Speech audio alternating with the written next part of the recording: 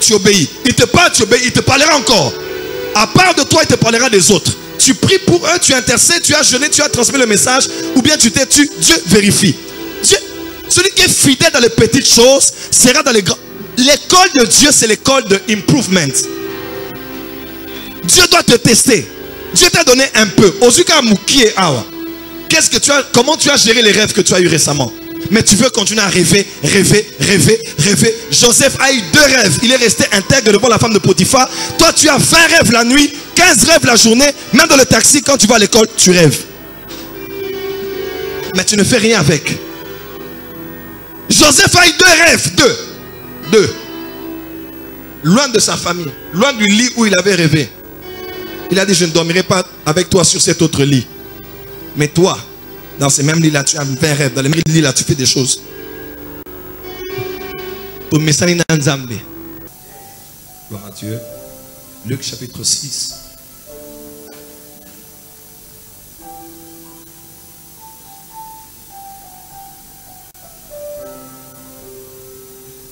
Luc chapitre 6. Versets 6 à 15. Luc chapitre 6, versets 6 à 15. Luc chapitre 6, 6 à 15, j'ai lu au nom de Jésus. Amen. Il arriva un autre jour de sabbat que Jésus entra dans la synagogue et qu'il enseignait. Et il s'y trouvait un homme dont la main droite était sèche. Les scribes et les pharisiens observaient Jésus pour voir s'il ferait une guérison le jour du sabbat. C'était afin d'avoir sujet de l'accuser. Mais il connaissait leurs pensées et il dit à l'homme qui avait la main sèche, « Lève-toi et tiens-toi là au milieu. » Il s'éleva et s'étend debout. Et Jésus leur dit, « Je vous demande, s'il est permis, le jour de sabbat, de faire du bien ou de faire du mal, de sauver une personne ou de la tuer. » Alors, promenant les regards sur eux tous, il dit à l'homme, « Étends ta main. » Il le fit et sa main fut guérie. Ils furent remplis de fureur et ils se consultèrent pour savoir ce qu'ils feraient de Jésus. En ce temps-là, Jésus se rendit sur la montagne pour prier. Dis avec moi, Jésus se rendit sur la montagne pour prier. On peut le répéter, Jésus se rendit sur la montagne pour prier. Amen. Et il passa toute la nuit à prier Dieu. Dis avec moi, il passa toute la nuit à prier Dieu. Pour la dernière fois, il passa toute la nuit à prier Dieu. Dis à ton voisin, as-tu déjà passé toute une nuit à prier Dieu? Amen. Quand le jour parut, il appela ses disciples et il en choisit 12, auxquels il donna le nom d'apôtres. Simon, qu'il nomma Pierre, André son frère, Jacques, Jean, Philippe, Barthélemy, Matthieu, Thomas, Jacques fils d'Alphée, Simon appelé le Zélote, Jude fils de Jacques et Judas Iscariote qui devint traître. Amen. Luc chapitre 1.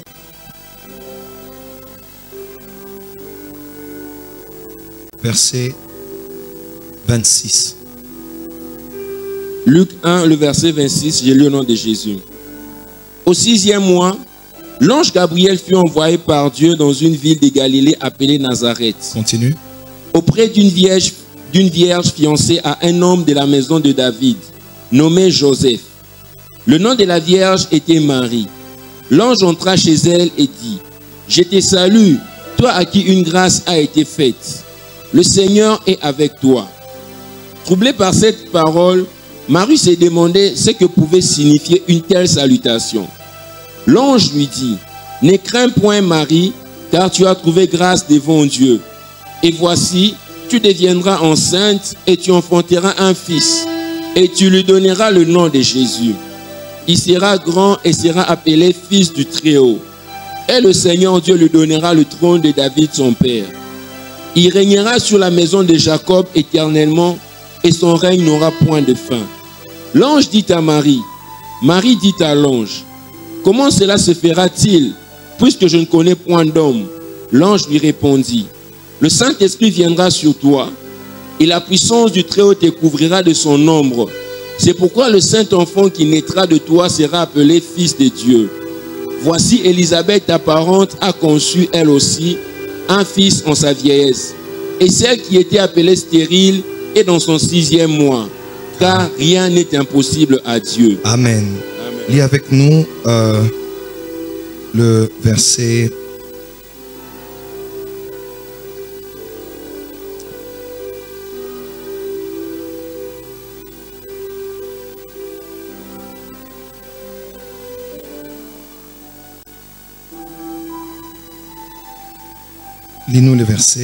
39 au verset 45. Le verset 39 au verset 45. Dans ce même temps, Marie s'éleva et s'en alla en hâte vers les montagnes, dans une ville de Juda. Elle entra dans la maison de Zacharie et salua Élisabeth. Dès qu'Élisabeth entendit la salutation de Marie, son enfant tressaillit dans son sein, et elle fut remplie du Saint-Esprit. Elle s'écria d'une voix forte, « Tu es bénie entre les femmes, et le fruit de ton sein est béni. Comment m'est-il accordé que la mère de mon Seigneur vienne auprès de moi?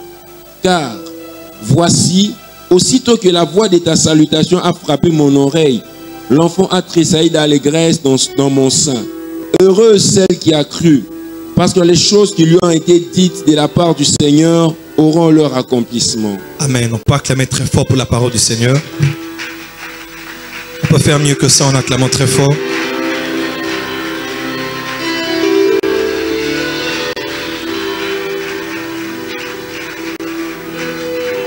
L'importance des longues prières.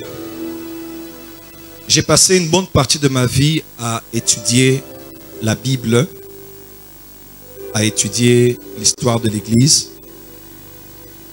Et l'histoire de l'Église, c'est tout simplement les actes des apôtres jusqu'à nos jours. L'extension du christianisme, les acteurs,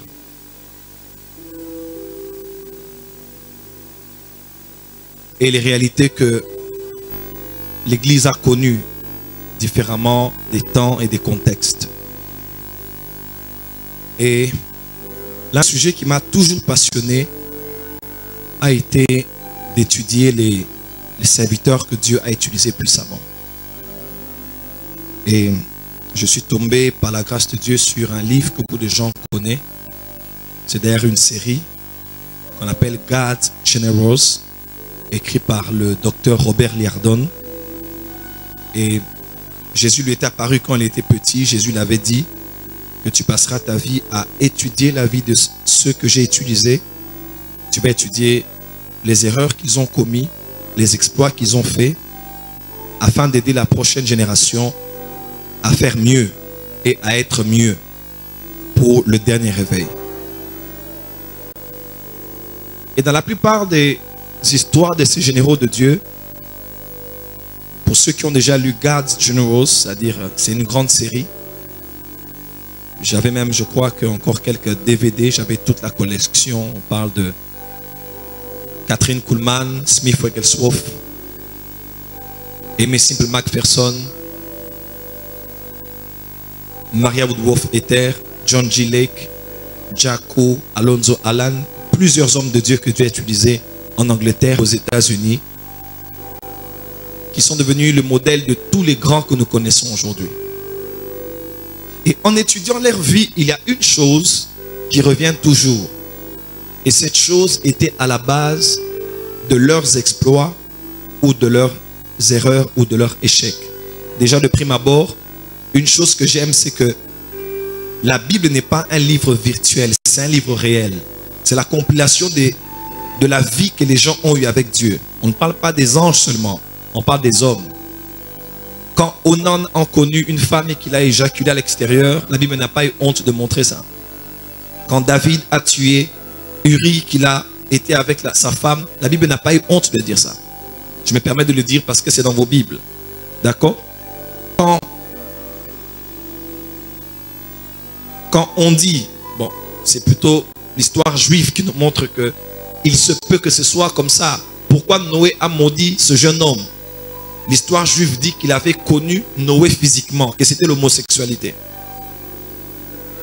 Ça, c'est dans la culture juive. Quand Judas avait besoin d'argent, de voler, la Bible n'a pas menti à ce sujet.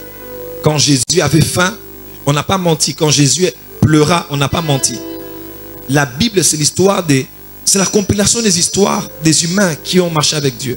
Ils ont fait des exploits, ils ont opéré dans le surnaturel, mais ce n'était pas non, c'était des êtres humains, faits de chair et de sang, venant de familles, ayant connu des problèmes dans leur vie, dans leur famille, dans leur foyer, avec leurs enfants. David, au soir de sa vie, il a été blessé, déchiré, déchiqueté, parce que dans sa famille, il y avait des problèmes. Il a eu beaucoup d'enfants avec beaucoup de femmes. Et problème pour la succession, c'est tout ce qu'on a aujourd'hui, les terres qu'on a, limitées ici, là-bas. C'est les mêmes réalités. Donc la Bible parle des hommes vrais. Et même l'histoire des généraux de Dieu, c'est l'histoire des personnes vraies. Ce n'est pas un certain cliché qu'on s'est fait des hommes de Dieu, comme quoi ce sont des Superman. Non, même Superman est faible face à la kryptonite. Même Achille a un talon d'Achille. Quelqu'un peut dire amen? Donc je le dis déjà pour vous montrer, la Bible, même l'histoire des hommes que Dieu a utilisés sont des histoires vraies. Et leurs erreurs sont souvent les erreurs que nous faisons encore. Le pasteur Roland dit une chose que j'aime beaucoup, il dit, il n'y a pas de nouvelles gaffes, il n'y a que de nouveaux gaffeurs. Il n'y a pas de nouveaux péchés, il n'y a que de nouveaux pécheurs. Il n'y a pas de nouvelles erreurs, il n'y a que de nouvelles personnes qui commettent les mêmes erreurs que les autres ont commis. Et ma prière est que Dieu nous épargne ce soir au nom de Jésus. Et l'une des choses qui les a emmenés au sommet ou bien à la chute était tout simplement les décisions qu'ils prenaient. Je répète bien, étaient tout simplement les décisions qu'ils prenaient. On parle d'un homme qui s'appelait Evan Roberts. On parle du réveil qu'il y a eu dans le pays de Galles. Ce jeune homme était un puissant instrument de réveil. Il prêchait, les bars fermés, les gens tombaient. C'était, certains disent même plus que ceux qu'on voit avec Charles Finney, John Wesley, son frère George Whitefield. C'était même plus que ça. C'était un jeune homme. Il avait emmené un puissant réveil. Des centaines de milliers de gens ont été convertis en une année seulement. Mais à force d'avoir trop de réunions, prières, guérison des malades, baptême du Saint-Esprit, à un moment il était fatigué. Et on dit dans les généraux de Dieu que l'une des choses qui a fait que les hommes de Dieu tombent, c'était surtout la fatigue. Parce que le peuple demande beaucoup, la prière, le jeûne, donc, tellement que ça fatigue. Au moment maintenant du relâchement, c'est souvent ce moment-là que Satan frappe. Et il était tellement fatigué, il donnait beaucoup, à un moment il était exténué. Une femme est venue vers lui. Et cette femme a commencé à le prêcher autrement la croix et le brisement. La femme a commencé à lui dire, tu sais, quand tu es trop en avance comme ça, Jésus ne sera pas glorifié. C'est vrai que Dieu envoie un réveil, mais si on te voit trop, tu vas devenir orgueilleux. Il faut que tu acceptes le brisement. Il faut que tu acceptes d'être brisé par Dieu. Si tu es trop comme ça, tu deviendras orgueilleux. Dieu ne prendra pas la gloire au dernier jour. Et finalement, fatigué qu'il était, la femme a pris Evan Roberts, elle l'a emmené en Angleterre. Et comme ça, il a passé un long moment en Angleterre parce qu'il voulait se reposer. Et la pire des choses, c'est que la femme l'a pratiquement endoctriné. Va avec mon rythme. Okay. La femme l'a pratiquement endoctriné au point où il s'est dit, je laisse d'abord Dieu me briser, Dieu me travailler. Je ne peux pas être en avant dans ce réveil. Et après des années, après un long moment, il s'est réveillé, il s'est dit, mais qu'est-ce qui m'est arrivé?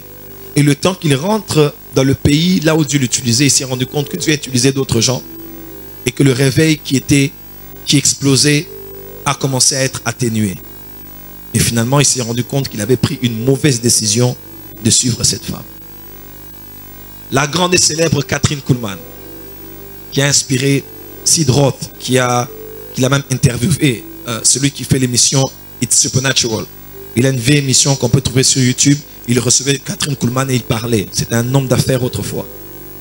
Et elle a inspiré Benny Hinn, elle a inspiré plusieurs de notre génération, Miss Kuhlman. Cette femme était choisie par Dieu, Dieu l'utilisait puissamment jusqu'au jour où elle est allée, par une décision sentimentale, émotionnelle, se marier à quelqu'un d'autre que la personne que Dieu avait choisie pour elle. Et cet homme était avec quelqu'un en plus. Pardon, avec une autre femme en plus. Il a été avec cet homme, c'était un évangéliste. Il a suivi cet homme. Elle a suivi cet homme partout. Et l'homme prêchait, elle était assise. Tout le monde disait Amen, les âmes étaient gagnées, Dieu se glorifiait. Mais au fond d'elle, elle savait très bien qu'elle n'était pas là où elle devait être. Tout homme bon n'est pas bon pour toi. Toute bonne femme n'est pas bonne pour toi. Épouser un serviteur de Dieu n'est pas la garantie de la volonté de Dieu. Épouser une bonne servante de Dieu qui chante bien, qui parle bien français, qui s'habille bien, qui a une bonne prestance n'est pas la garantie que tu es dans la volonté de Dieu.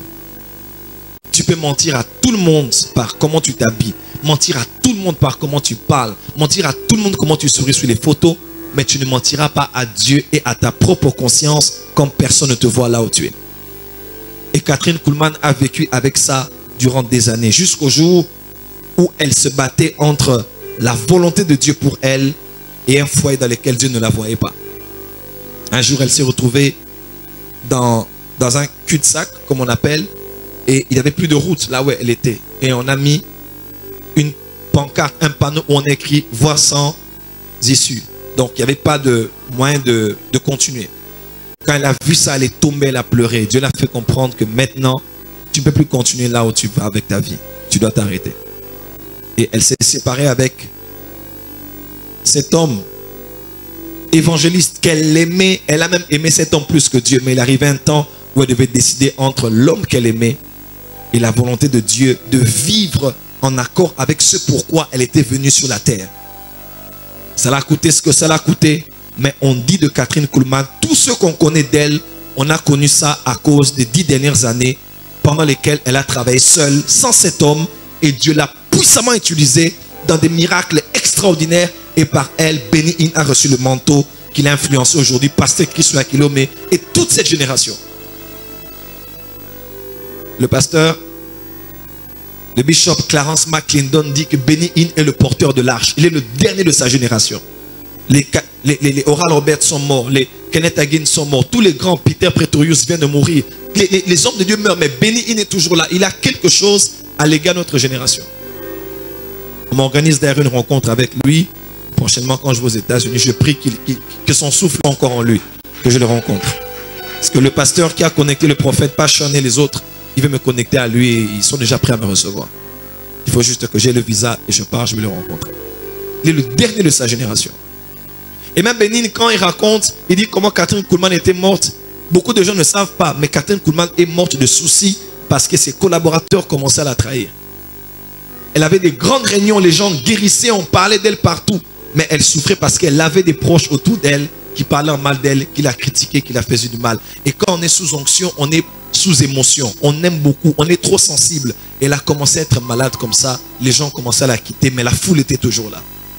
Elle est morte, elle a souffert dans son cœur. Et cette femme aurait pu faire plus avec Dieu. Mais son mariage qui a échoué a ralenti le plan de Dieu. Mais Dieu a quand même accompli sa volonté.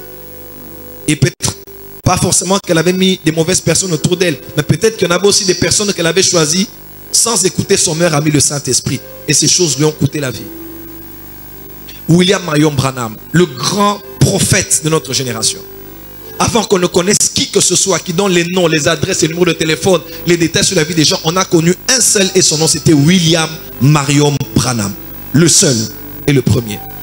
Après notre Seigneur Jésus, on n'a pas trop connu dans les apôtres, des apôtres qui ont opéré dans le prophétique. Dans l'histoire de l'Église, on n'a pas trop connu, même quand c'était avec le catholicisme ou le protestantisme, on n'a pas trop connu des hommes qui ont opéré dans les détails, dans les prophéties personnelles. Mais Branham, après le début du 19e siècle, quand le réveil de Healing Voice Revival est né aux États-Unis, Dieu a utilisé beaucoup d'hommes dans la guérison divine. Branham était à la tête de ce mouvement. Dieu l'avait tellement utilisé. Finalement, Dieu l'a connecté avec quelqu'un qu'on appelait Gordon Lindsay. Et Gordon Lindsay est le numéro 1 de Christ for All Nations. Il a été comme le père spirituel et l'auteur de Benson Idahosa. C'est là, c'est chez lui qu'Idahosa avait étudié. Et Idahosa a étudié chez lui, il n'a même pas fini l'année. Il a dit, il faut qu'on me fasse une collation spéciale parce qu'il avait le feu dans les os. Il a dû rentrer au Nigeria pour aller commencer la mission. Il n'a pas fini l'année. Il n'y a pas eu une autre promotion où il y a eu une collation avec Gordon Lindsay parce que Gordon Lindsay était mort en attendant. Et Dieu les a connectés et Branham donnait les prophéties, les visions, les révélations et Gordon Lindsay enseignait dans son ministère. Il y avait Gordon Lindsay et il y avait Francis Bosworth que Tel Osmond appelle mon père spirituel. Et on dit, un moment, après beaucoup de travail, Branham était fatigué. Des fois, il priait pour des malades. Ils peuvent commencer d'ici jusqu'à l'UPC. Ligne de guérison. Il priait, aide les malades. Il devait voir des visions, des révélations. À un moment, il était fatigué. Il a dit à Gordon Lindsay, please, viens, occupe-toi de ce ministère, je suis fatigué. Il allait se reposer très loin. Se reposer. Vous savez, le ministère, l'onction a beaucoup de réalités. Tu ne peux pas connaître l'onction. Tu ne peux connaître l'onction que si tu as opéré dans l'onction. Voilà pourquoi il faut être très prudent quand on parle des choses qui ont trait à une onction. Parce qu'on ne connaît pas les réalités de ce que l'onction peut faire sur toi. Branham était fatigué, il a dit, ok, I'm exhausted. Il a dit, occupe-toi de ça. Et il est parti. Gordon Lindsay a dit, mais comment je vais faire? Les réunions de guérison sont là, comment je vais faire? Et puis, maintenant, Gordon Lindsay a commencé à inviter beaucoup d'autres téléévangélistes. Les Alan, les Jack Coe, les plusieurs évangélistes, maintenant, ils ont commencé à opérer dans la guérison. C'était le réveil aux États-Unis. Après, Branham a appris, oh, mais qu'il y a un grand réveil là-bas sans lui. Il est revenu, mais il n'avait plus trop la même place. Et puis, il y a des dissensions. Et puis, bref, il s'est séparé avec Gordon Lindsay. Et c'était là sa fin. Il a commencé à descendre, à descendre, à descendre. Et il y a beaucoup d'histoires comme ça. Mais le commun d'entre tous, même John Alexander Dewey, le père du mouvement de la guérison divine, l'apôtre de la foi, il est allé en Australie. C'était un Australien. Il prêchait. Mais son église ne connaissait pas sa grâce, ne comprenait pas sa grâce. Un dimanche, il est venu, il a fait ses valises, il a dit, vous ne méritez pas un homme de Dieu comme moi. Il a pris le micro, il a déposé le micro, il est parti. Imaginez-vous. Il dit, cette église, on dirait que vous ne me comprenez pas. Vous ne méritez pas un homme de Dieu comme moi. Il a laissé le micro, il est parti aux États-Unis. Il arrive aux États-Unis, c'était une bonne décision. Il arrive aux États-Unis et il est à Chicago. Dieu commence à se servir de lui. Mais l'une de ses grandes erreurs, c'est quand il a décidé de faire la politique. Il avait un manteau politique. Quand il s'est donné dans la politique, il a commencé à dire aux gens, il était l'Élie qui devait venir. Même erreur que Branham avait fait. Et il a commencé à combattre une servante de Dieu que Dieu utilisait, qu'il avait même rencontré, Maya Rudolph Ether. C'est là que John G. Lake a commencé à dévier et qu'il est mort. Dans tous les cas, c'était toujours une question de décision. Les scientifiques disent, les sociologues, les psychologues, les anthropologues, surtout les psychologues disent que l'être humain a entre 60 000 et 70 000 pensées par jour. Et généralement, quand on est adulte, on a plus ou moins 35 000 décisions qu'on prend au quotidien, consciemment ou inconsciemment. Quand on est enfant, c'est vers les 3 000. Donc, toute la journée, tu prends à peu près 35 000 décisions. Ce que tu manges, ce que tu bois, tu te lèves pas, tu appelles pas, tu enlèves le drap, tu n'enlèves pas, tu brosses avec telle brosse à dents ou telle autre. Toutes les décisions, il y a à peu près 35 000 en 24 heures, quand on est adulte. Des fois, c'est consciemment ou inconsciemment. Donc, nous prenons tous les jours des décisions. Mais seulement, dans le monde des décisions, il y a des décisions qui n'ont pas un très grand impact dans nos destinées. Comment je m'habille, ou la voiture que j'utilise.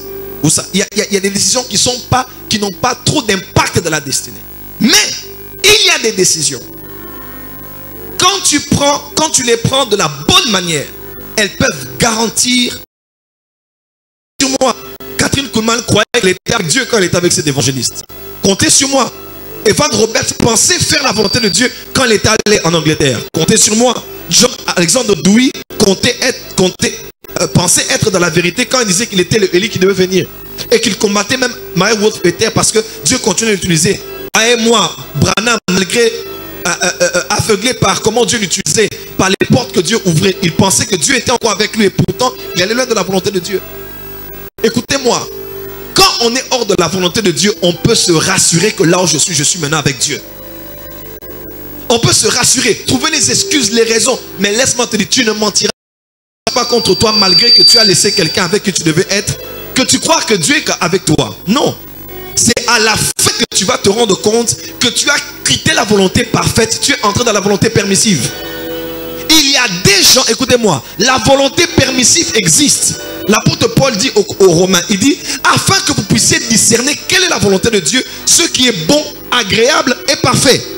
Il y a 3 dimensions de la volonté de Dieu. Il y a ce qui est bon, il y a ce qui est agréable, mais ce qui est parfait.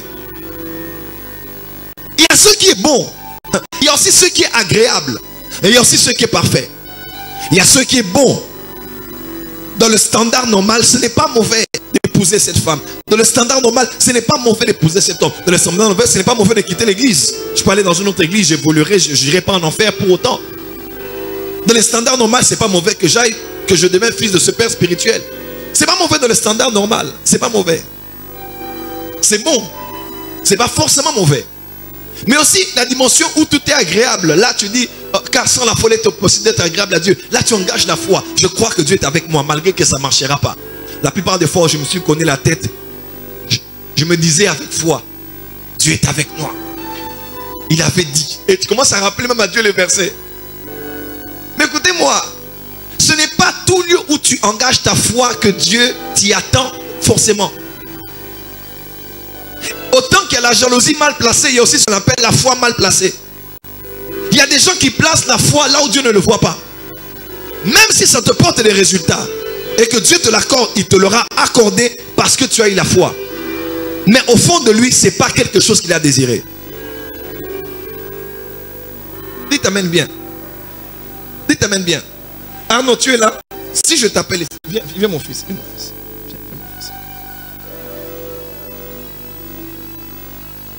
Il est là. Je peux le gifler, n'est-ce pas? Je peux le gifler. Mais si je le gifle, croyez-moi, il n'y a pas une main spirituelle qui me retiendra. N'est-ce pas? Quelqu'un m'entend? Si je l'appelle ici et que je le gifle, il n'y a pas un ange qui me retiendra. Il aura mal. Dieu l'aura permis, mais Dieu ne l'aura pas voulu. Tu n'as pas dit amen. Il y a des choses que tu feras. Il y a des gens qui disent, Seigneur, si ce n'est pas ta volonté, bloque-moi, il ne te bloquera pas. Si c'est ta volonté, ce n'est pas ta volonté, envoie un prophète, avant que je parte. Seigneur, que quelqu'un m'appelle, que quelqu'un me texte. Seigneur, même que mes habits se déchirent, que la porte ne s'ouvre pas. Et tu demandes des signes qui n'existent pas. Quand tu connais la volonté de Dieu, fais la volonté de Dieu. Arrête de mettre des signes et des toisons là où il ne faut pas. Si je le gifle maintenant, Dieu va permettre. Mais ce n'est pas que Dieu le veut. Si tu vas te marier avec cette femme-là, tu penses que Dieu va s'opposer à toi? Dieu, écoutez-moi, il n'y a aucune personne qui est entrée là où la volonté de Dieu ne le voyait pas, qui n'a jamais entendu Dieu le dire que ce n'est pas ma volonté. Tous ceux qui ont fait les choses hors de la volonté de Dieu l'ont toujours su en eux. Mais voulaient se persuader que tout était bien.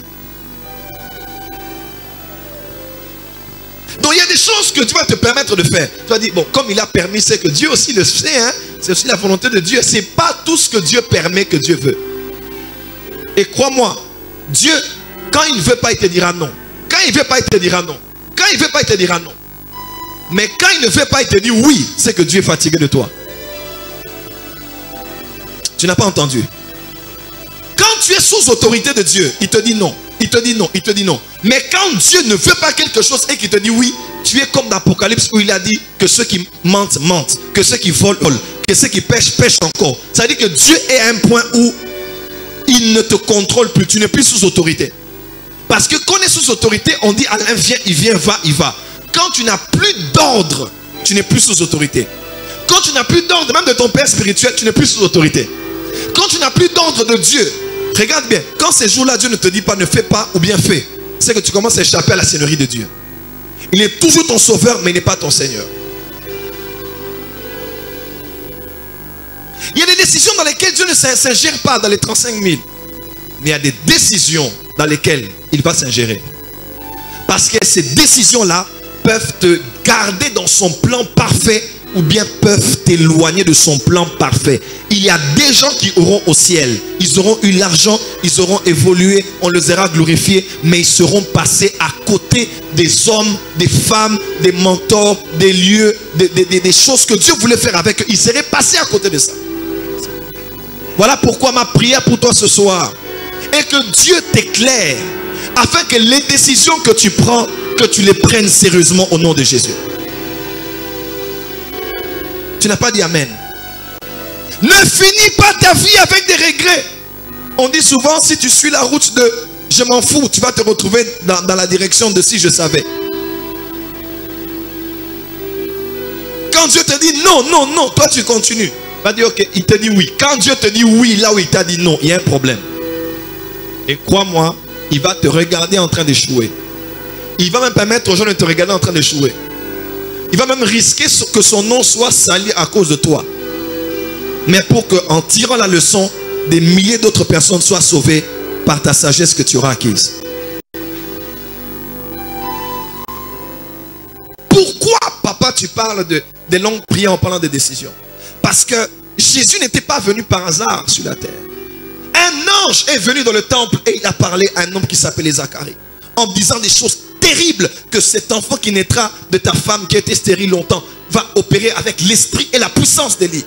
6 mois après, l'ange est envoyé encore par Dieu, un archange de haut rang. Il vient dans une petite maison, une ville. Il voit une femme qui s'appelait Marie, jeune fille, dit, toi tu vas être enceinte.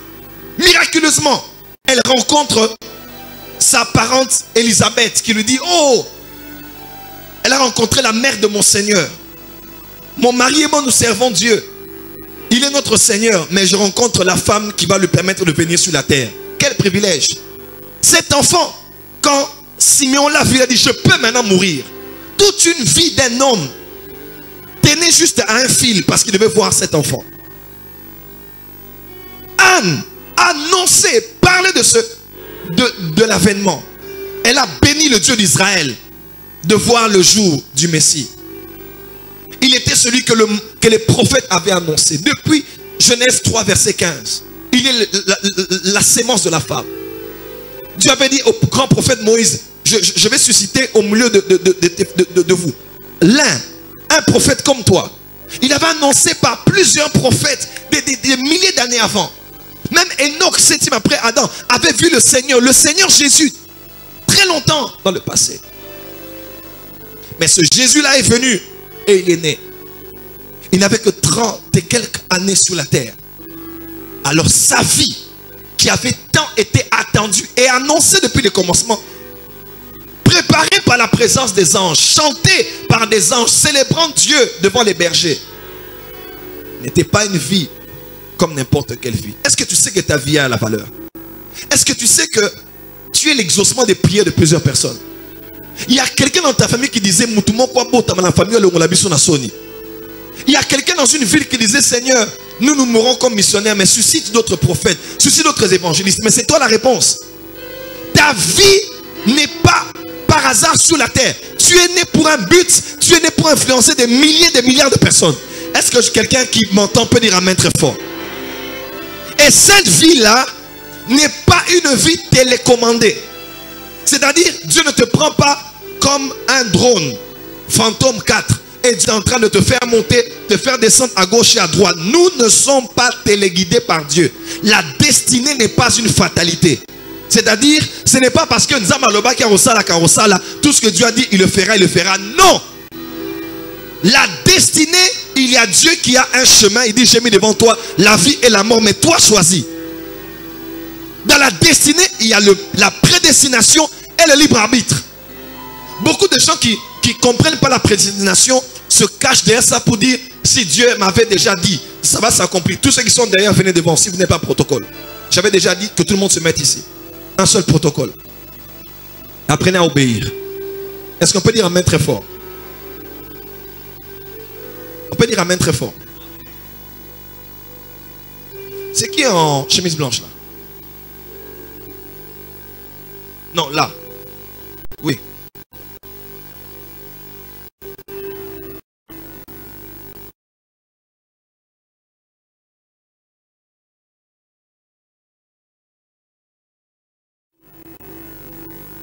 Je parlais de quoi?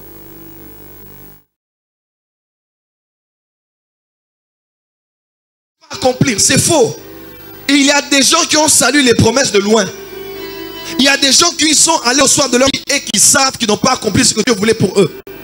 La prédestination, c'est ce que Dieu a prévu. Mais Dieu ne te met pas dedans et ne te force pas en te téléguidant. Dieu te laissera le libre arbitre de choisir. Dans la prédestination du salut, Dieu a aimé le monde entier et qu'il a donné son Fils unique. N'est-ce pas? Mais afin que quiconque croit en lui. Elle dit que Dieu veut que tous les hommes soient sauvés. 1 Timothée chapitre 2. Dieu veut que tous les hommes soient sauvés et parviennent à la connaissance de la vérité. Mais ce ne sont pas tous les hommes qui seront sauvés. Qui seront sauvés? Ceux qui vont accepter. Donc il ne faut pas dire que si c'était prévu qu'ils seront sauvés, il sera sauvé, il sera sauvé. Non. Tu peux passer à côté de ce que Dieu a prédestiné parce que tu fais mal quand tu as décidé. Lève ta main et dis Seigneur, aide-moi. Dis encore Seigneur, aide-moi. Et parmi ces décisions dans la vie qui déterminent si tu arriveras ou pas, tu finiras ta course ou pas, tu deviendras ce que Dieu veut ou pas, tu auras ce que Dieu veut ou pas, tu feras ce que Dieu veut ou pas, c'est la décision des personnes qui t'entourent. Regardez Jésus. Une si grande destinée, Jésus a dit j'ai besoin de 12 personnes. C'était le modèle. L'ancienne alliance avait donné 12 patriarches. La nouvelle alliance devait donner 12 autres pour que ça fasse les 24 vierges. Ça devait être 12. Quelqu'un est avec moi? Ça devait être 12. C'était comme les 12 pierres. Avant que le feu descende du ciel, il fallait qu'il y ait 12. Quelqu'un est avec moi? Voilà pourquoi avant que la Pentecôte ne vienne, il ne fallait pas 11 pierres. Il fallait que Matthias entre pour que ça fasse 12. Afin que le feu descende, comme dans le temps d'Élie, mais que ça se passe ainsi dans la chambre haute. Et vous savez quoi? Jésus a dit, bon, maintenant je vais commencer. Il dit, j'ai fait des miracles, là je risque de perdre ma vie. J'ai besoin des gens qui m'entourent. Et Jésus a prié toute la nuit. Il a fait une longue prière. Pourquoi il faut faire des longues prières? Parce qu'il y a des décisions capitales de la vie qu'on ne prend pas en ayant prié 5 minutes. Quand tu es dans le parvis, il y a beaucoup de bruit. Quand tu pries 5 minutes, 10 minutes, 30 minutes, des fois, les courtes prières, même en qualité, sont des prières de fuite. C'est-à-dire que tu sais que Dieu ne veut pas que tu sois avec cet homme-là. Seigneur, je te bénis. Oh mon Dieu, garde-le, protège-le. Alléluia, au nom de Jésus, amen. Et tu vas chanter à la chorale. Tu as bien prié, mais tu sais que tu ne peux pas durer. Parce que quand tu dures, c'est quand tu deviens nu devant lui. Dans le parvis, on est habillé devant Dieu. Dans le lieu saint, on est à moitié nu. Dans le lieu très saint, on ne se cache pas. Pourquoi déjà? Écoute-moi, la longue prière, c'est la prière sans hypocrisie. Tu peux mentir à tout le monde quand tu pries, sauf quand tu pries longtemps. Quand tu pries longtemps, plus tu pries, plus tu es là, plus tu te vois tel que tu es, et plus tu vois le cœur de Dieu tel qu'il est vis-à-vis de toi. Il y a des décisions qu'on ne... Écoute-moi, les grandes décisions ne se prennent pas avec des petites prières. Pourquoi? Parce que c'est pendant les longues prières que Dieu brise notre homme intérieur. Quand tu, écoute-moi, quand tu demandez et vous sera donné, cherchez, vous trouverez, frappez et on vous ouvrira. Quand tu demandes, tu peux demander avec la bouche. Quand tu cherches, tu peux chercher en te déplaçant. Mais quand tu frappes, tu frappes. Frapper, c'est la seule demande qui met sur toi des séquelles. Parce que quand tu frappes, tu auras mal à la main. Le seul endroit qui fait mal à ce que tu es, c'est pas quand tu demandes, c'est pas quand tu cherches, mais c'est quand tu frappes. C'est quand tu commences à insister 1 heure, 2 heures, 3 heures, 4 heures, 5 heures, 6 heures, 7 heures, 8 heures, que tu ne peux plus rien cacher devant lui. Parce que plus tu t'approches, plus la lumière t'envahit. Plus tu t'approches, plus tes ténèbres se dissimulent. Plus tu t'approches de lui, plus tu ne sais plus rien cacher. Ceux qui prient longtemps connaissent la volonté de Dieu. Parce que les longues prières sont le seul endroit où Dieu brise ton homme intérieur, travaille ta discipline, brise ta chair, maîtrise tes passions, même tes pulsions. Père, je te remercie, je te bénis, je te dis amen. Et tu pars, tu mens. Tu peux mentir dans toutes les prières, sauf dans les longues prières. Tu peux mentir dans toutes sortes de prières. Seigneur, je l'aime bien. Seigneur, je te remercie. Je te glorifie au nom de Jésus. Amen. Et tu mens. Beaucoup de gens n'aiment pas de faire de longues prières parce qu'ils ne veulent pas confronter Dieu. Beaucoup de gens n'aiment pas faire de longues prières parce qu'ils ont peur de rencontrer les yeux de Dieu. Il aime prier, il sait que Dieu est là-bas. Seigneur, je te loue, je t'adore. Mais il sait que plus je m'approche, plus je vais voir et on va se regarder dans les yeux et je saurai qu'il n'aime pas ce que je fais.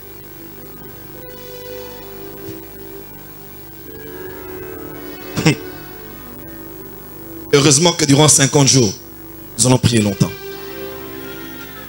Tu dis amen comme quelqu'un qui n'est pas content. Non, donne-moi un amen mieux que ça. Il y a des gens qui ne prient pas longtemps parce qu'ils ont peur d'entendre ce qu'ils ne veulent pas entendre de la part de Dieu. Parce qu'ils ont peur de sentir le cœur de Dieu comme ils n'aimeraient pas le sentir. Ça va les embarrasser. Parce qu'ils n'aimeraient pas regarder Dieu dans les yeux et savoir que Dieu, effectivement, ne veut pas cela. Les longues prières. 12 heures de temps, Jésus a prié. 12 heures comment? Toute la nuit, c'était 12 heures. La nuit, chez les Juifs, commençait de 6 heures du soir à 6 heures du matin. Vous vous rappelez de l'enseignement que j'ai donné? Il y a 4 veilles. De 18h à 21h qu'on appelle le soir. De 21h à minuit qu'on appelle la nuit. De minuit à 3h qu'on appelle le chant du coq. Et de 3h du matin à 6h qu'on appelle le matin. Mais que ce soit de 6h à 6h du matin, on appelle ça en général la nuit. J'ai prié 12 heures pour choisir 12 hommes. Jésus a prié longtemps pour déterminer les personnes avec qui il allait marcher. Pourquoi? Parce que Dieu connaît le cœur des hommes. Jésus était dans la saison où son ministère commençait à fleurir, n'est-ce pas? Les gens étaient là. D'ailleurs, quand il est descendu de la montagne, vous avez vu, quand vous lisez les versets suivants, on dit, les disciples étaient là, la foule était là, la multitude était là, tout le monde voyait qu'il faisait des miracles. Quelqu'un qui avait la main sèche a été guéri. Waouh! Tout le monde aime faire partie d'une équipe qui réussit. Tout le monde aime joindre les grandes églises parce qu'ils aiment s'identifier à quelque chose qui marche, qui réussit. N'est-ce pas? Tout le monde aime être dans une équipe qui gagne. Tout le monde aimerait pas être dans une équipe qui échoue. Alors tout le monde a joint Jésus. Mais Jésus savait qu'il avait beaucoup de fanatiques autour de lui. Mais il fallait choisir les bonnes personnes à qui il allait ouvrir son cœur et ouvrir son intimité. Et Jésus a prié longtemps. Longtemps. Il priait à 18h, 19h, 20h, 20h30, 21h. Je suis né, ma venue a été prophétisée. J'ai une grande destinée. Je vais devoir faire des choses de ville en ville, sauver, ressusciter. Je dois ça à Lazare, je dois ça à tous les gens. Je ne peux pas être entouré avec légèreté. 21h30, 22h, 23h. Demain, je dois commencer. Je ne dois pas passer à côté. 1h du matin. 2h.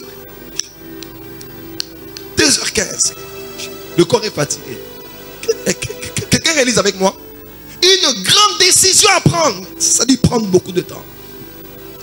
Et c'est pendant qu'il passait tout ce temps-là que Dieu a commencé à le parler. Et Dieu l'a révélé exactement les gens qu'il devait choisir. Quelqu'un peut dire amen. Les personnes qui t'entourent, qui sont les plus près de toi, déterminent si tu progresseras ou tu régresseras. Celui qui ne te fait pas progresser te fera assurément régresser. Celui qui ne te rend pas meilleur te rendra pire. Celui qui ne te pousse pas te fait reculer. Celui qui ne t'aide pas à aller là où Dieu veut que tu sois va certainement t'éloigner. Il n'y a pas demi-mesure. Quelqu'un peut dire amen? Il y a des gens qui entrent dans nos vies qui sortent, ça ne dérange pas. Mais les gens qu'on met autour de nous, les choix les plus importants, on ne choisit pas son père, on ne choisit pas sa mère, on ne choisit pas son frère, on ne choisit pas sa soeur. Ça sont des choses acquises. Si Dieu te donne ton père biologique, ton père spirituel, ça c'est des choses. Tu ne peux même pas aller dire à Dieu, Seigneur, est-ce que ce papa c'est vraiment mon papa? C'est la folie. Parce que tu sais que c'est ton père. Mais les choix comme l'homme que tu dois épouser, la femme que tu dois épouser, les amis que tu dois avoir, les gens qui doivent mériter ton temps, tes réponses sur WhatsApp, ton attention, les gens avec qui tu dois avancer. Tu es dans une entreprise, tu as un ministère, tu as une église. Beaucoup de gens me suivent même en ligne ici. Les gens qui sont les plus proches de toi doivent être des personnes pour lesquelles tu as le temps de prier. On ne subit pas des amitiés, on choisit des amitiés. Tu peux être là, ta vie c'est comme un film. Film Bani Malamoko, on ne voit pas des titres. Et puis à la 20e minute, c'est là que tu réalises que tu as déjà commencé avec quelqu'un. Non, on choisit. Et dans les décisions que tu prends, tu peux soit progresser, soit régresser. Mes frères et sœurs, mes fils et mes filles, pourquoi il faut prier longtemps? Parce qu'il faut choisir. Toi, tu vois la personne aujourd'hui. Mais Dieu voit la personne demain. La femme de Job était une bonne femme tant que tout était bien autour de Job. Tu n'as pas entendu? La femme de Job était une bonne femme tant que toute chose était bonne. Mais lorsque les murs sont tombés, les murs de sa chambre, mais lorsque le feu est tombé, mais lorsque les brebis, les bœufs, les chameaux sont partis, mais lorsque la belle taille de son mari là, la prestance là est partie parce qu'il était maigrichon, il était malade. La femme a changé.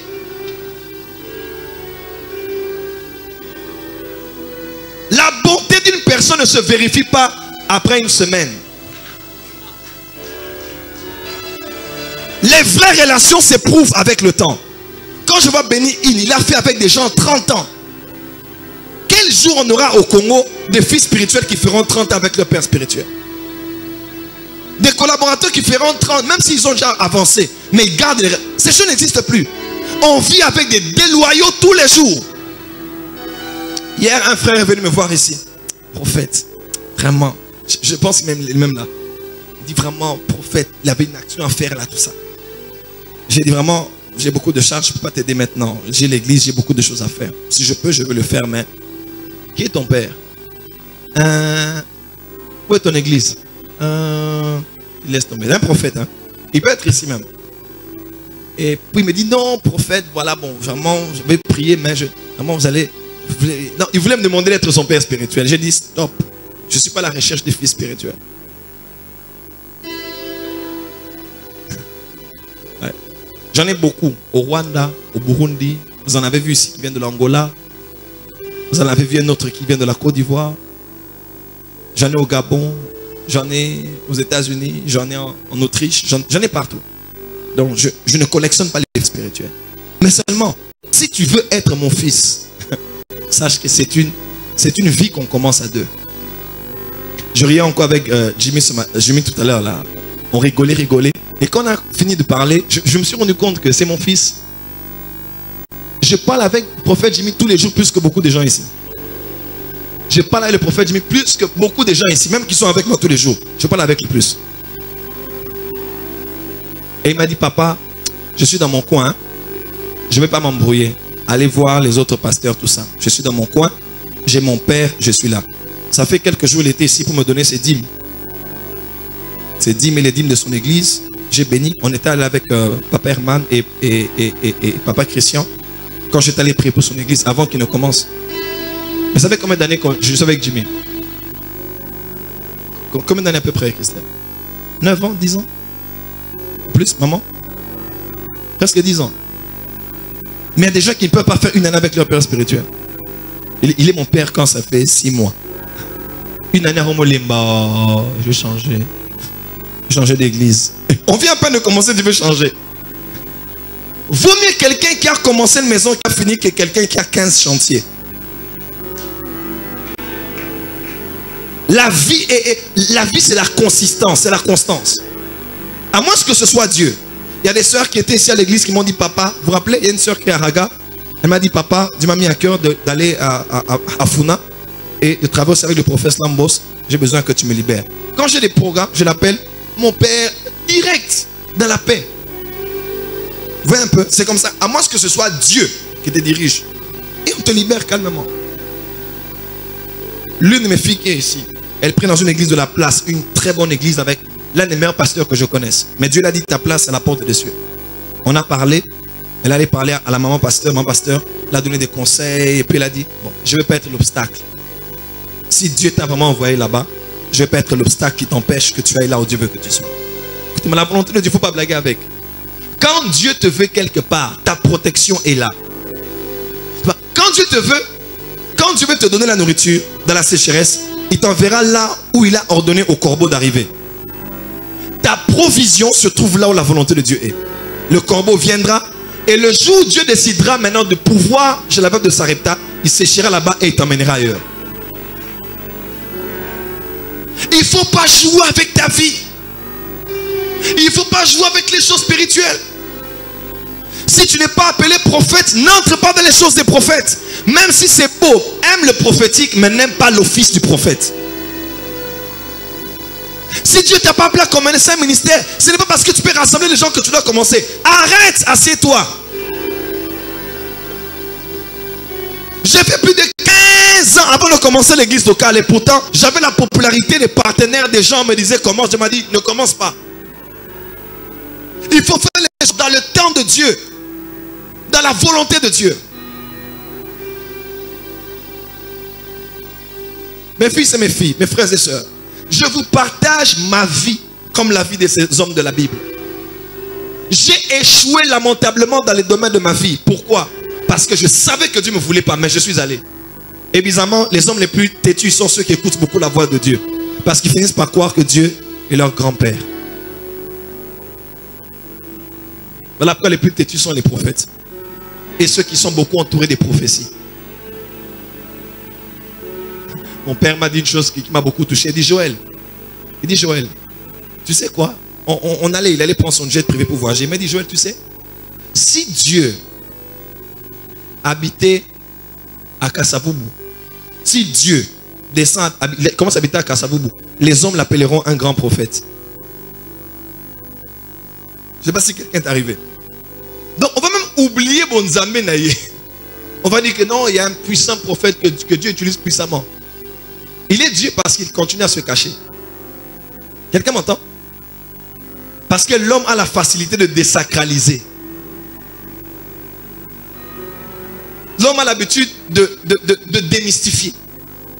Ah, nous la connaissons. Ah, nous le connaissons. Quand quelqu'un parle comme ça, il n'a plus le respect du sacré. Ah, la porte des cieux. Oh, je connais la porte des cieux.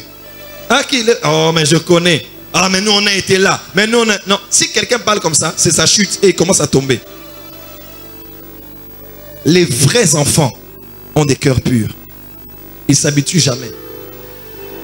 J'ai été près des plus grands serviteurs de Dieu, mais il y a des choses que je ne dirai jamais sur eux, bien que je les connais. J'ai géré des cas impossibles sur des serviteurs de Dieu. Je ne citerai pas les noms. Mais jamais ça sortira de ma bouche. Jamais. Je vais mourir avec. Pourquoi? Je te donne un conseil. Celui qui vient facilement accuser les gens avec qui il était est dangereux. Le jour où il ne sera plus avec toi aussi, comme il n'a plus été avec eux, il t'accusera auprès de nouvelles personnes. Il y a des choses que je partagerai. Il y a des choses que je ne partage pas. Même si la personne avec qui j'étais était déloyale. Je ne suis pas loyal par rapport à sa loyauté. Je suis loyal par rapport à mon intégrité. L'intégrité que j'ai par rapport à mes valeurs. Tu n'as pas dit amen. Oh, tu n'as pas dit amen. Dis amen très fort. Voilà pourquoi la vie, ce n'est pas pour les petits enfants. La vie, c'est pour les adultes. Il faut être conséquent dans les choix que tu fais. Conséquent dans les décisions que tu prends. Tes décisions du passé t'ont mené là où tu es. Tes décisions du présent te mèneront là où tu seras. Même si tu ne peux rien changer à là où tu es, tu peux encore déterminer là où tu iras par les décisions que tu prends aujourd'hui. Et pour bien les prendre, viens durant les 50 jours. Parce que durant les 50 jours, tu n'auras pas le temps d'être seul, non. Tu vas prier là où il y a des prophètes. Tu vas prier là où le ciel est ouvert. Tu vas tenir ton frère pour prier, pour chercher Dieu. 1 semaine, 2 semaines, 3 semaines. Les grandes choses viennent pendant les longues prières. Les 10 commandements ne sont pas donnés après 2 jours. Les 10 commandements sont donnés après 40 jours de la présence de Dieu. Quand tu vois quelqu'un aller à l'hôpital, aller chez un médecin, sortir, tu lui dis c'est fini, il te dit oui c'est fini. Crois-moi, il n'avait qu'un petit bobo. Mais quand tu vois quelqu'un est entré, on l'a retenu, on l'a emmené aux urgences, on l'a opéré. Crois-moi, ce qu'il avait en lui était très grave. Les choses importantes prennent du temps.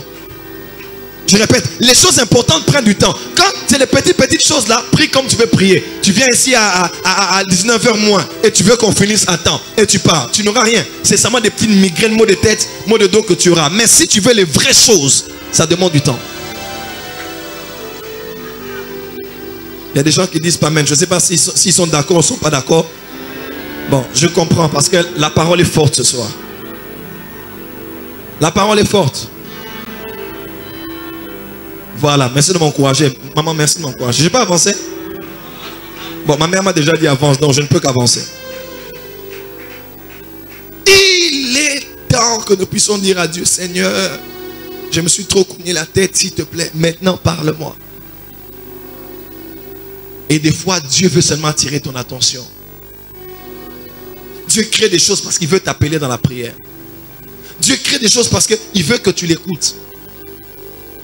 Mais on a un défaut, c'est qu'on veut écouter Dieu. Et aujourd'hui, comme on a les numéros de téléphone des prophètes, je vais appeler Daddy. Papa, qu'est-ce que Dieu dit? Bon, papa lui répond pas directement. Baba Uriel. Le fils de mon père. Ah, le fils de mon père. De Sia. My brother, my brother. Bon. On dit quoi? Comment Abidjan? Ça va? Ok. Bon. Je voulais que tu vois un peu. Aujourd'hui, ça a l'air d'être facile. J'ai le numéro du prophète Ken, du prophète Joe Glass. Je vais à la montagne. C'est quand la prochaine montagne? Je vais aller à la prière. Je vais à la garnison, je vais aller 50 jours, je vais aller là-bas. Je vais aller à la montagne là-bas. Non, on a dit l'autre là. Dès que ça monte, tu l'envoies la photo, il te dit la personne. Et souvent, vous allez chez tous les prophètes là, ils ne disent rien. Dieu les déconnecte. Parce que vous ne voulez pas attendre devant lui. Vous voulez avoir des prophéties fast-food et des révélations à fast-food qu'au distributeur, tu donnes pas papa et on te donne. Dieu ne veut plus de ça.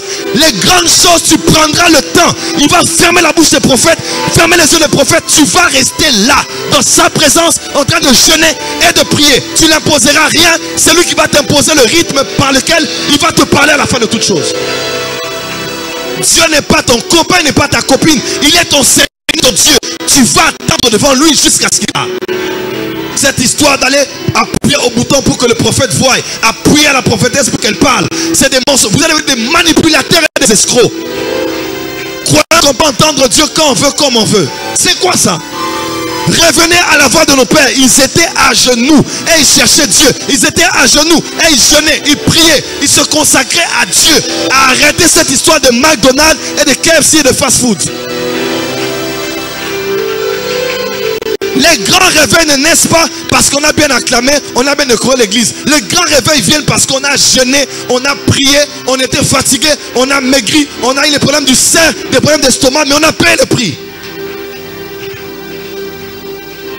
Vous voulez une grande église, vous ne voulez pas travailler. Vous voulez le réveil, vous ne voulez pas évangéliser. Vous voulez les résultats, mais vous ne voulez pas payer le prix. Tout le monde a des raisons, tout le monde a des excuses. Il faut éteindre le téléphone, il faut fermer des contacts, il faut bloquer d'autres gens pour ne pas être tenté à les répondre. Il faut rester devant Dieu et prier jusqu'à ce que Dieu te réponde. J'aime la prophétie, je suis prophète, mais vous en faites de trop et on est devenus des manipulateurs. Et quand un prophète te dit des choses contraires à ce que tu veux entendre, tu ne le consultes plus. Il va prophétiser, ça va bien te. Ces prophéties ne sont pas claires, c'était clair. C'est toi qui n'as pas. Tu as voulu confondre les choses que tu comprends déjà parce que tu ne veux pas entendre Dieu toucher là où tu ne veux pas qu'il te touche. Grandissez, église. Je connais les prophètes les plus précis qu'il y a dans le corps de Christ aujourd'hui, dans le monde anglophone et francophone. Mais il y a des choses, je sais que je ne les demanderai pas parce qu'ils ne me diront rien. Il y a des choses, j'ai demandé à mon père, il m'a dit ça, c'est ça. Il m'a dit ça, on doit rester devant Dieu. Et on va rester jusqu'à ce qu'il va nous répondre. Ce n'est pas à toi d'amener Dieu dans ton rythme, mais c'est à Dieu de t'emmener dans son rythme. On est dans un monde où tout est rapide. Café instantané, thé instantané, M-Pesa, transfert rapide. Tu veux me donner de l'argent, je t'envoie ça par le téléphone. Email, WhatsApp, Viber. Tout est rapide. Donc, on est dans un monde où on ne veut plus perdre de temps. Tout est rapide. Aujourd'hui, les gens ne suivent plus sur Internet les prédications de 2 heures. C'est fatigant. Parce que les gens ne veulent plus des longues choses. N'est-ce pas? Les longs cultes là, on n'aime plus. On veut les petits cultes bien là. 2 heures du temps en français, on prie et c'est fini. Les gens veulent vite. Les gens n'ont plus le temps à perdre. Et les gens dans une telle génération ont maintenant voulu mettre Dieu dans leur standard. Comme moi, j'ai tout rapidement. Comme moi, on ne me fait pas traîner à la banque. Comment on ne me fait pas traîner? Quand je veux quelque chose, il faut que Dieu tu me fasses pas. Il y a des choses qui prennent de 10 ans avec Dieu. Il y a des choses que Dieu ne te donnera qu'à la 20e année. Quand tu as la vision que tu l'as reçue, tu auras l'impression que tu l'auras demain. Mais Dieu a causé l'Isaïo. Parce que quand Dieu est pressé, il marche lentement. Tu n'as pas dit amen là où tu es. Quand Dieu est pressé, il change de rythme. Quand tu vois Dieu pressé, tu le dis, voilà, allons comme ça, allons comme ça. Oh, surtout cas.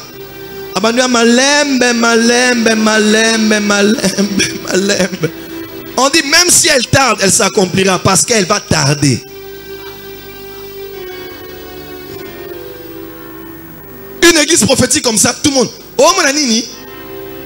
Une femme était là, c'est une femme formidable, elle est venue me voir. Elle me prophète, tout ça, m'a donné son problème. J'ai dit, madame, l'homme avec qui tu es, il ne t'a pas épousé, vous n'êtes pas marié. Je vois que vous n'êtes pas marié. Oh, c'est vrai. C'est vrai, on n'est pas marié. Bon, personne ne connaîtra son problème ici, c'est un problème personnel. Je dis ça pour servir des... Personne ne pourra savoir que c'est elle de toutes les manières. Elle dit non, l'homme avec qui elle est, son mari lui pousse à avoir une autre femme à côté. Comme, hein, qu'on lui donne Agar. L'homme là, il a vraiment du courage. Hein? Il dit, tu es ma femme, mais pour vérifier ta soumission. Bo yambinayo, bondimi. Bo polo. Bo kiti sami boyo. Trouve-moi Agar. Même parmi les deux là, prends-moi une. Elle me prophète que mon mari, vraiment, Dieu le touche, Dieu le visite, vraiment, c'est Dieu. J'ai dit, madame, je n'ai pas le droit légal de demander à Dieu parce qu'il n'est pas ton mari. Vous êtes marié? Non. Près d'autres, civils, religieux? Non. J'ai dit non. Vous cohabitez. Ce n'est pas le fait d'avoir vécu longtemps avec quelqu'un qui est l'homme de ta vie.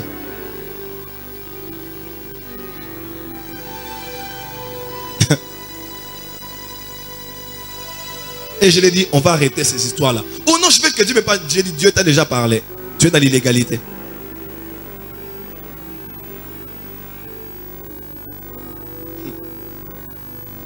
Des fois, Dieu ne te donne pas de nouvelles rêves. Oh, daddy, j'oublie les rêves. Dieu ne me parle plus. Ce n'est pas toujours les sorciers. Qu'est-ce que tu as fait des anciens rêves qu'il t'a donnés? Dieu est devenu qui? Un perroquet? RFI, Top Congo FM, Nzama Lobara Lobaka, Yo Kara Yokara, Auto Sarate, aux impolis. Papa, prie que mes yeux s'ouvrent. Quand il t'a montré la dernière fois, qu'est-ce que tu as fait de précédentes révélations? Dieu n'a pas le souffle à gaspiller. Dieu aime les enfants obéissants. Quand il te parle, tu obéis. Il te parle, tu obéis. Il te parlera encore. À part de toi, il te parlera des autres. Tu pries pour eux, tu intercèdes, tu as jeûné, tu as transmis le message, ou bien tu t'es tu, Dieu vérifie. Dieu, celui qui est fidèle dans les petites choses sera dans les grandes. L'école de Dieu, c'est l'école de improvement. Dieu doit te tester. Dieu t'a donné un peu. Qu'est-ce que tu as, comment tu as géré les rêves que tu as eu récemment? Mais tu veux continuer à rêver. Joseph a eu 2 rêves. Il est resté intègre devant la femme de Potiphar. Toi, tu as 20 rêves la nuit, 15 rêves la journée. Même dans le taxi, quand tu vas à l'école, tu rêves. Mais tu ne fais rien avec. Joseph a eu 2 rêves. 2. Loin de sa famille. Loin du lit où il avait rêvé. Il a dit, je ne dormirai pas avec toi sur cet autre lit. Mais toi, dans ces mêmes lits-là, tu as 20 rêves. Dans les mêmes lits-là, tu fais des choses. On est habitué avec la voix de Dieu. Dis à ton voisin, c'est fini. Dis à ton voisin, c'est fini. Arrêtez de manipuler les prophètes et de manipuler Dieu. Ah, prof, un peu. Tu l'attends au tournant. Tu as déjà les questions, mais tu veux déjà préparer.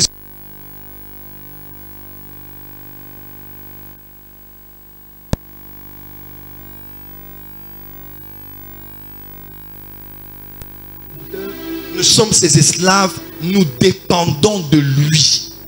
Dieu n'a pas de compte à te rendre. Quand il te dit ne va pas là-bas, ne va pas. Quand il te dit ce n'est pas elle ta femme, ne dis pas il faut changer la carte. Il vient un prophète te dit oh non, Dieu dit que c'est ta femme, c'est ta femme. Dis mais je ne l'aime pas. Toi aussi tu vas. Dieu ne peut jamais te donner quelqu'un que tu n'aimes pas. Oh non, ça va grandir. Ne grandit que ce qui est né. Tu n'as pas entendu? Ne peut grandir que ce qui est né. Si l'amour n'est jamais né, l'amour ne grandira jamais. N'attends pas, c'est un amour secret de nulle part. Ça ne viendra jamais parce que ça n'a jamais existé par la naissance. Quand tu n'aimes pas quelqu'un, n'y entre pas, même si on t'a dit que c'est la fille de ton pasteur. Ce soir, nous voulons tout arrêter et dire, non pas ce que je veux, mais que ta volonté soit faite. Et pour connaître sa volonté, pour capter sa volonté, il faut passer du temps dans la prière. Je t'invite durant 50 jours, du 12 août ce dimanche après-midi. Au 30 septembre, nous serons devant Dieu. Laisse-moi te dire, tu auras la réponse à tes questions, les solutions à tes problèmes. Tu auras des pourquoi à tout et parce que. Tu auras des réponses à tes questions. Mais si seulement tu es capable de dire à Dieu, je m'attendrai à toi. Jésus, tu es le soleil de mon matin. Toute ma force est en toi. Jésus, je peux te voir ce soir t'élever. Monte une gamme. Oublie ton voisin, oublie le prophète. Connecte-toi seulement à ma voix. Je monte une gamme. Si tu vas t'allonger, si tu vas te mettre quelque part dans la salle, mais que personne ne sorte. Si tu vas venir devant ici te mettre à genoux, sois seulement connecté à ma voix, mais que quelqu'un prie pour la volonté parfaite de Dieu. Oui, on est dans la relation, mais est-ce que j'ai écouté Dieu? Est-ce qu'on a demandé à Dieu? Trouve quelque part, mets-toi à genoux. Oublie même que tu es en service. Pour quelques minutes, que chacun soit devant Dieu. Sois devant Dieu, mets-toi à genoux. Il y a des gens qui sont là, ils attendent toujours des prophéties. Non, des fois il faut écouter Dieu seul à seul. Qu'il parle à ton cœur. Toi tu vois le présent, lui voit le futur. Toi tu vois comment la personne elle est bonne. Dieu voit comment elle sera dans 10 ans. Le caractère de certaines personnes ne se voit pas les premières années. C'est après, boum, que tu te rends compte que tu avais un sorcier, une sorcière près de toi. Je m'attendrai à toi, Jésus. Tu es le soleil de mon matin. Toute ma force est en toi. Jésus, je peux te voir ce soir élevé. I will wait on you. Will you, Jesus? You are the sun in my horizon. All my hopes in you, Jesus. I can see you now, horizon. Je m'attendrai à toi, Jésus. Tu es le soleil de mon matin. Toute ma force est en toi. Jésus, je peux te voir ce soir. Je peux te voir. Arabasha. Je peux te voir ce soir. Je peux te voir ce soir. Je peux te voir ce soir. Je veux t'entendre ce soir. Le son de ta voix ce soir. Le son de ta voix ce soir.